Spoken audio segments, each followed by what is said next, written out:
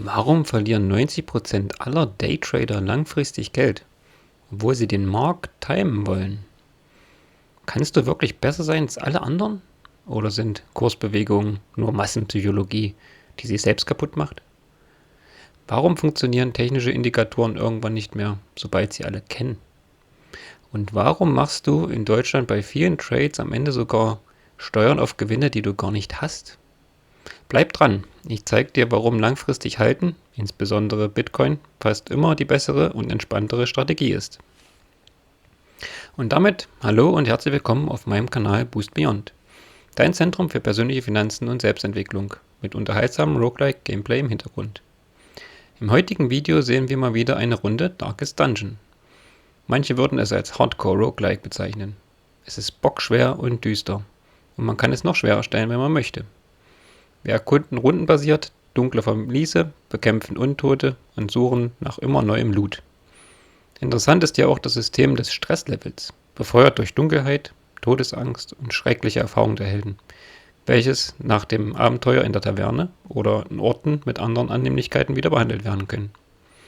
Vieles hier erinnert an Romane von H.P. Lovecraft. Wie im Spiel möchte ich dir durch meine Erfahrung auf deiner finanziellen Reise und bei deinem persönlichen Wachstum helfen, während wir gemeinsam leveln. Wenn du neu hier bist, drück gern den Abonnieren-Button und wenn es dir gefällt, auch den Like-Button, damit diese Videos mehr Leuten empfohlen werden können. Das heutige Thema wird sein, warum du kein Trader sein solltest. Die harten Wahrheiten über Timing, Steuern und Psychologie. Zunächst jedoch ein wichtiger Disclaimer am Anfang. Das hier soll keine Finanzberatung sein. Alles, was ich dir erzähle, ist meine persönliche Meinung, mein aktueller Wissensstand und meine Interpretation. Trading birgt hohe Verlustrisiken. Die meisten privaten Trader verlieren ihr Geld. Wenn du mit Trading oder Investitionen startest, sprich mit einem unabhängigen Finanz- oder Steuerberater. Okay, jetzt geht's los.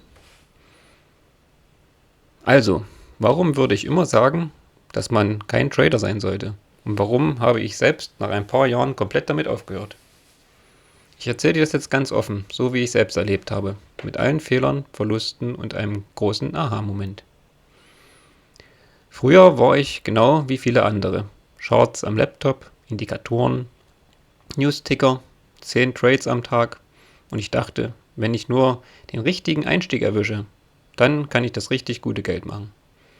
Und das Ergebnis? In den ersten 18 Monaten habe ich über 12.000 Euro verloren. Nur weil ich dumm war, sondern weil der Markt einfach nicht so funktioniert, wie man denkt. Der erste große Grund: Du kannst den Markt nicht timen. Jede Bewegung ist eine psychologische Reaktion aller Teilnehmer zusammen.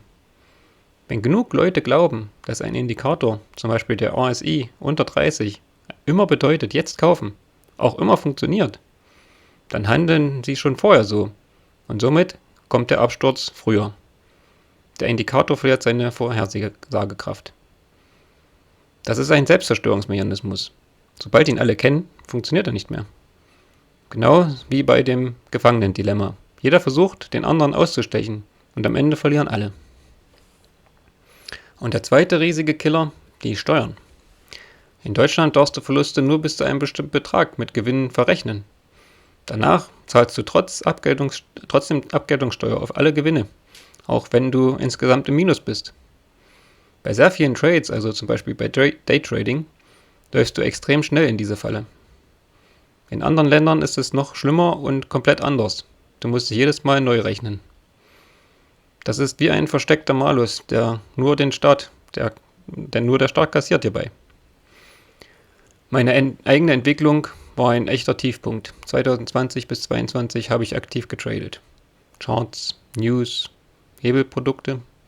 Am Ende hatte ich mehr Steuererklärungen als Gewinne.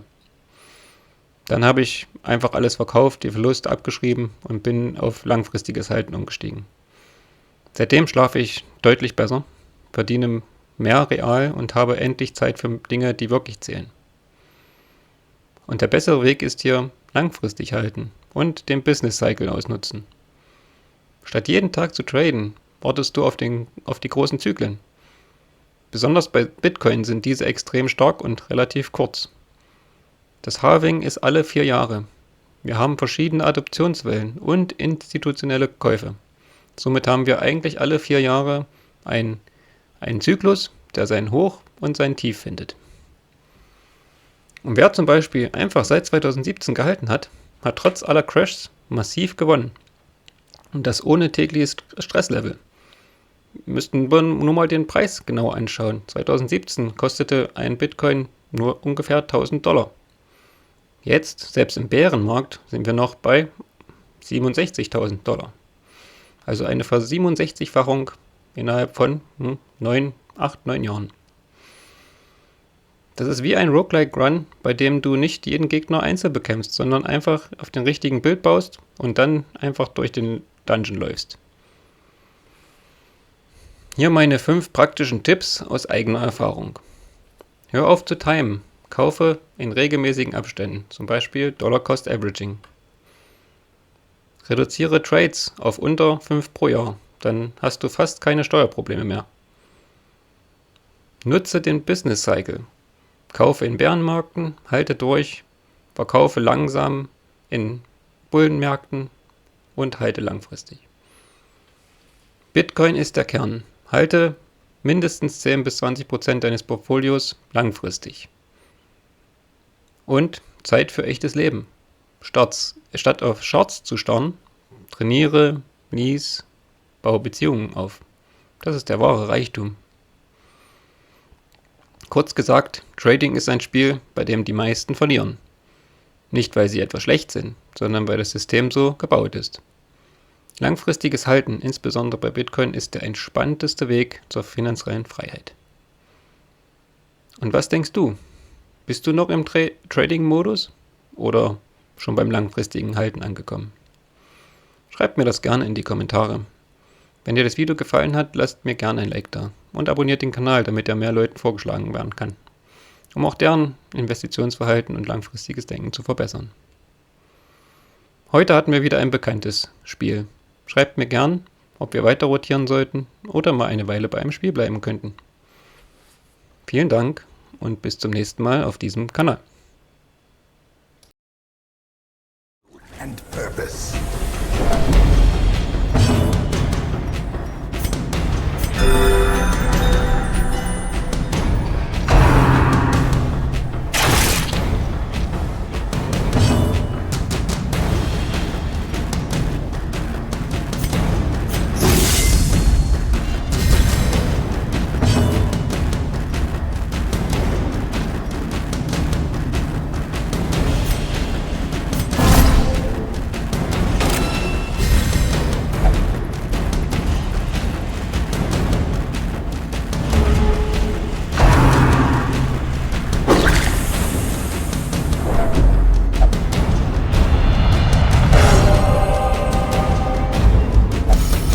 A moment of valor shines brightest against the backdrop of despair.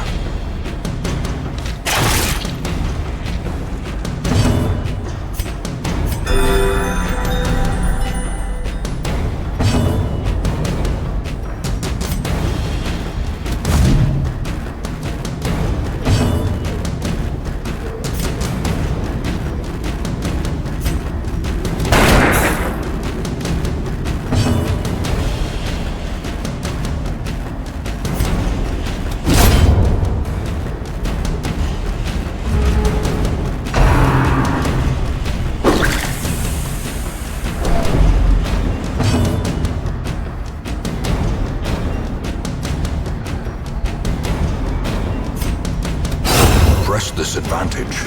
Give them no quarter.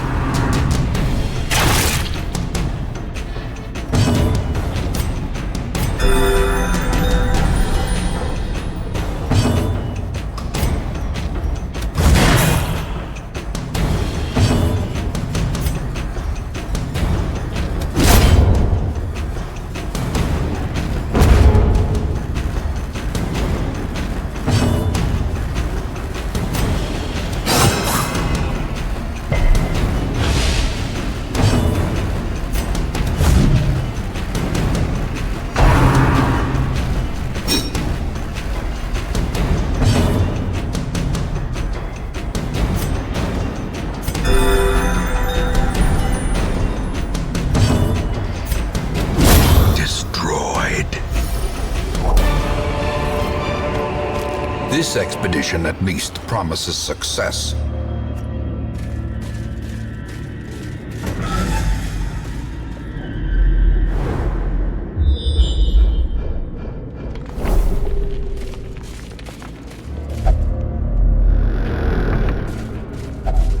Even the cold stone seems bent on preventing passage.